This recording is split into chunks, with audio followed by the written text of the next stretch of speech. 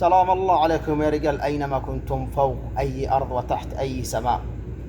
هل حان الوقت لكي نتآخى ونتعاطف ونتراحم؟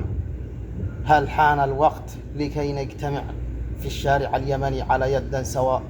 هل حان الوقت لكي نعيش ما تبقى من عمرنا في حياة كريمة ونجعل ما حصل ب2011 درس لن تنسوها اليمن أبدا حتى قيام الساعة؟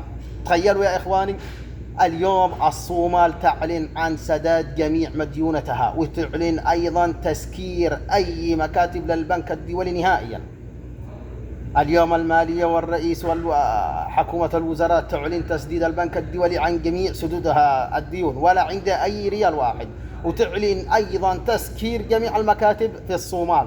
تخيلوا إن كان الصومال 25% من الصومال نازحين عندنا في اليمن، أتوا برا بحرا إلى الجمهورية اليمنية، هاربين من الحرب وهاربين من سفك الدماء وهاربين من المجاعة اللي حصلت في الصومال طوال السنين العجاف اللي حصلت عليهم. والكل يعرف كانت اليمن ممتلئة من الصومال، واستقبلوا إخوانهم اليمني بكل رحب وسعة، اشتغلوا مع بعض، أكلوا سواء، تقاسم من العيش سواء، تقاسم من الأكل سواء، تقاسم من العمل سواء داخل اليمن.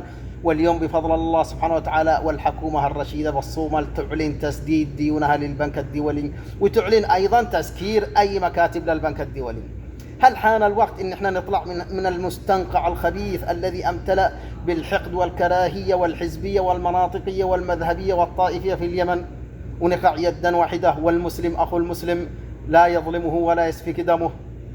هكذا حان الوقت يا إخواني، ونجعل ما حصل ب2011 عبرة لمن يخشى. تحياتي لكم من ناصح أمين.